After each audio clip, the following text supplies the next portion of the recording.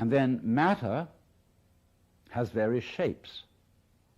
We think of tables as made of wood. We think of pots as made of clay. But I ask you, is a tree made of wood in the same way as a table is?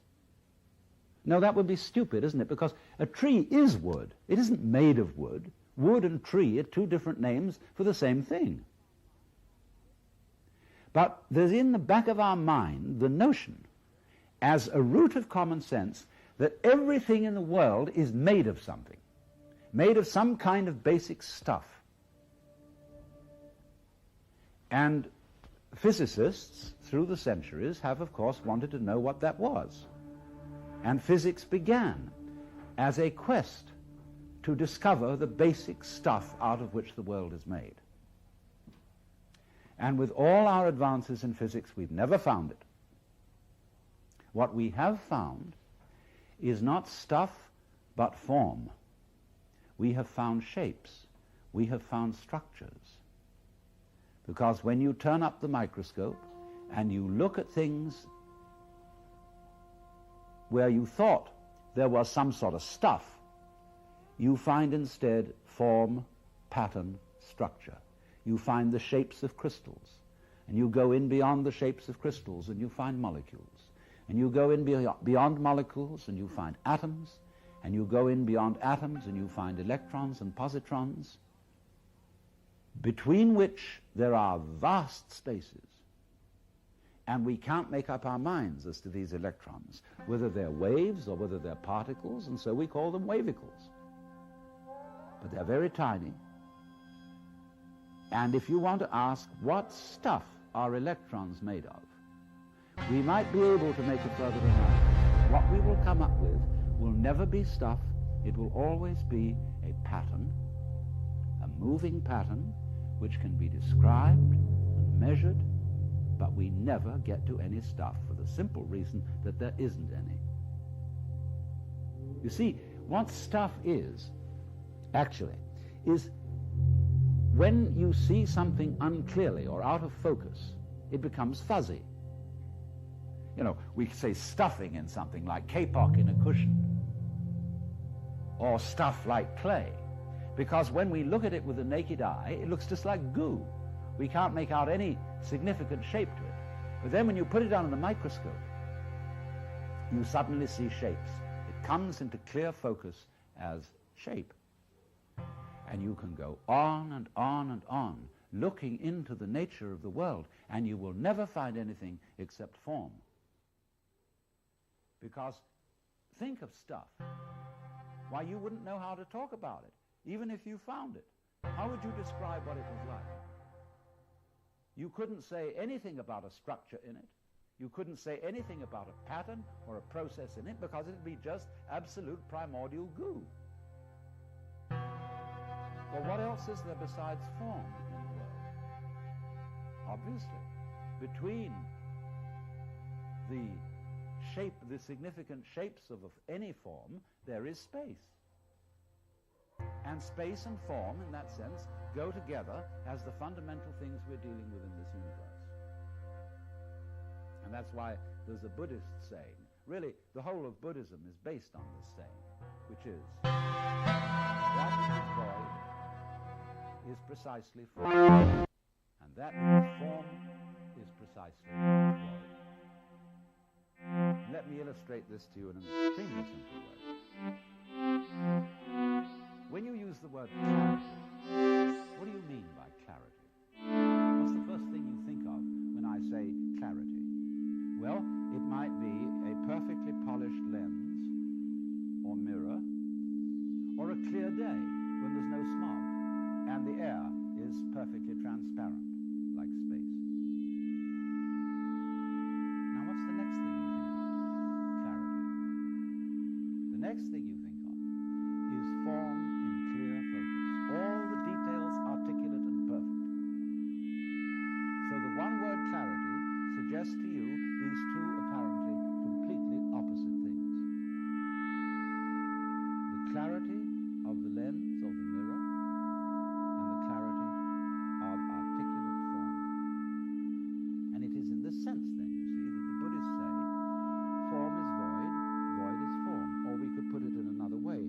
of saying is, we could say implies, or the word that I invented, goes with, spelled all in one. Like a front goes with a back, a male goes with a female, and so on. So form always goes with void. And there really isn't in this whole universe any stuff. Form, indeed, is inseparable from the idea of energy. And frisky form, especially when it's moving in a very circumscribed area, appears to us as solid. In the same way, for example, when you spin an electric fan, the empty spaces between the blades sort of disappear into a blur, and you can't push a pencil, much less your finger, through the fan. So in the same way, you can't push your finger through the floor, because the floor's going too fast. But basically, what you have down there is nothing except nothing and form in motion. I know there was a physicist at the University of Chicago. He was rather crazy, like some scientists. And this impressed him so much, the insolidity, the instability of the physical world, that he used to go around in enormous padded slippers, for fear he should fall through the floor. But here it is, this common sense notion that the world is made of some kind of stuff is shown to be a nonsense idea in the back of our minds. It isn't there at all, but instead form and emptiness.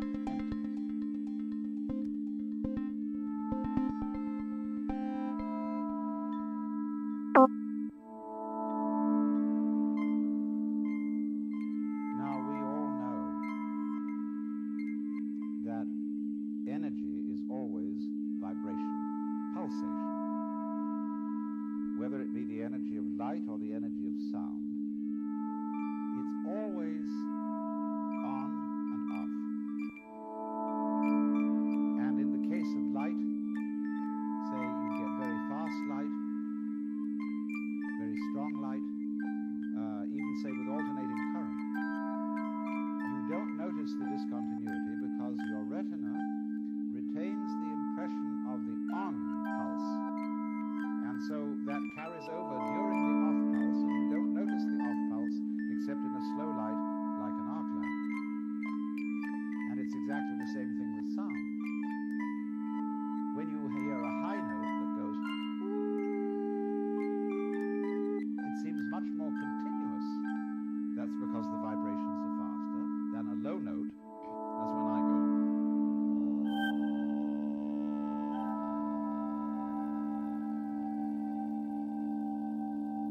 Now, in that, you can hear a kind of graininess. And that graininess is because you are hearing the rapid alternations of on and off on a lower note. So that all wave motion is this process.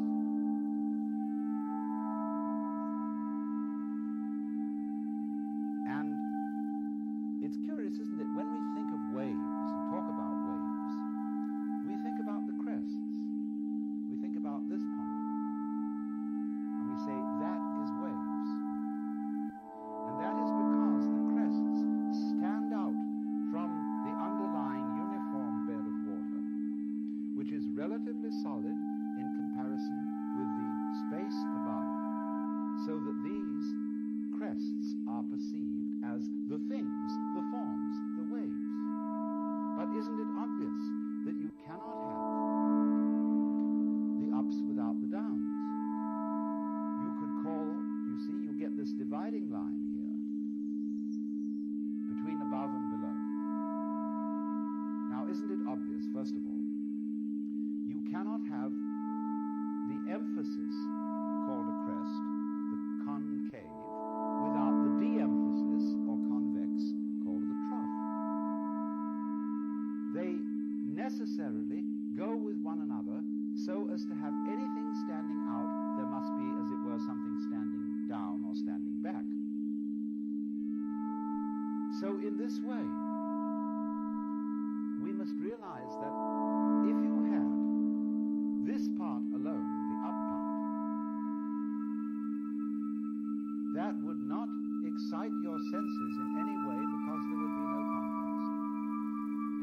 when sound comes upon your ear, the eardrum vibrates. When the on pulse of the sound comes, the eardrum is driven in a little. When the off succeeds, the eardrum comes out again. And so the eardrum wiggles. If you just pushed it in uniformly and left it there, you wouldn't hear anything. In the same way, if there is no sound and the eardrum is not being pushed at all, you have silence. But to have sound, you must have the alternation of sound, silence, sound, silence, sound, silence. And so you get that. You could hear on a very deep note. Now the same thing is true of all life together. We shouldn't really contrast existence with because actually existence is the alternation of to be and not to be, positive and negative, and on and off.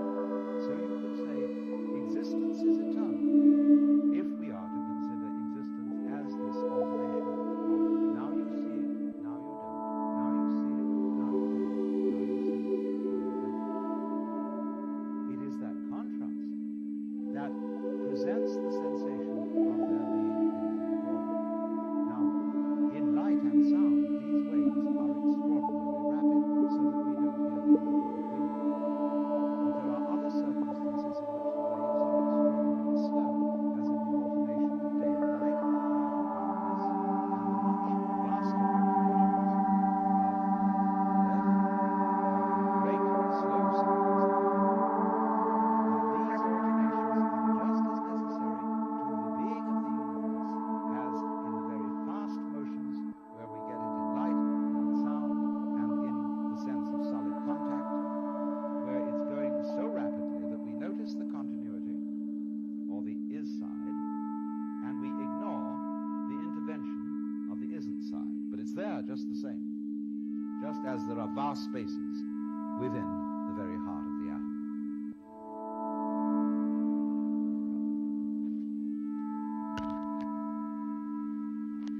Now, another thing that goes along with all this is that it's perfectly obvious that the universe is a system which is aware of itself. In other words, we as living organisms are forms of the energy of the universe just as much as the stars and the galaxies. And through our sense organs, this system of energy becomes aware of itself. But there's a puzzle in this, which again relates back to our basic contrast between on and off and something and nothing, which is this: that the aspect of the universe which is aware of itself, that is to say, the aspect which, to put it in a very clumsy phrase, does the awaring, does not see itself. In other words, you can't look at your eyes with your eyes. You can't kiss your own lips. You can't bite your own teeth. You can't observe yourself in the act of observing. All scientists, neurologists, physicists have wanted to do that, but they can't do it. Just as you can't touch the tip of this finger with the tip of this finger, no matter how hard you try. And that therefore creates, on the backside of all observation, a blank spot. Just, for example, as behind your eyes, from the point of view of your eyes, however you look around, there is blankness behind them. That's the unknown. That's the part of the universe, in other words, which does not see itself because it is seeing. And so we always get this division of experience into one half known, one half unknown. We would like, of course, it would be fascinating if we could know the always unknown. But if we say, examine the brain and the structure of the nerves behind the eyes, we're always looking at somebody else's brain out there. We're never looking at our own brain at the same time as we're investigating somebody else's brain. So there always remains this blank side of experience. Now what I'm suggesting to you is this, that the blank side of experience has the same relationship to the conscious side as the off principle of vibration has to the on principle. Do you see that? There's a fundamental division. The Chinese call them the positive side, the yang, and the negative side, the yin.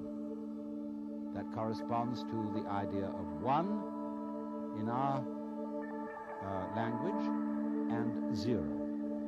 All numbers can be made of 1 and 0. That's called binary arithmetic, which is used for computers. And so it's all made up of off and on, and therefore equally of conscious and unconscious. But the unconscious is, so to say, the part of experience which is doing consciousness, just as the trough manifests the wave, the space manifests the solid, the background manifests the figure. And so all that side of life which you call unconscious, unknown, impenetrable, is unconscious and is unknown and is impenetrable because it's really you. In other words, the deepest you is the nothing side, is the side which you don't know. So in this sense, don't be afraid of nothing. I could make a joke and say there's nothing in nothing to be afraid of. But people in our culture are terrified of nothing. They're terrified of death. They are uneasy about sleep because they think it's a waste of time. And they have a lurking fear in the back of their minds that all this universe is eventually going to run down and end in nothing. And it will all be forgotten, buried and dead. But this is a completely unreasonable view, because it is just precisely this nothing which is always the source of something. Think of it once again in the image of clarity. We say crystal clear. Nothing is what brings something into focus. And this nothingness, symbolized by the crystal, is your own eyeball, your own consciousness, and the clear space in which all the stars have freedom to be seen.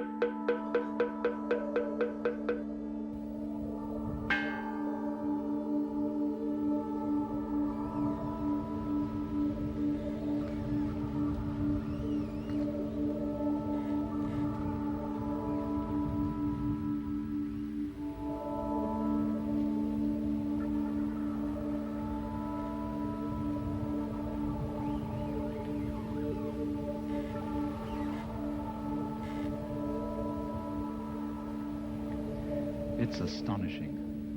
All this is only 20 or 30 minutes from the heart of San Francisco. Not a human habitation in sight anywhere. I've been living out here for some months to write and to absorb an atmosphere that is different from the city, to try and find out what is the essential difference between the world of nature and the world of man. Because there's an obvious difference, like the difference of artistic styles. No one, for example, would confuse a painting by Leonardo with a painting by Picasso, or music by Bach with music by Shostakovich. And in the same way, there seems to be a complete difference of style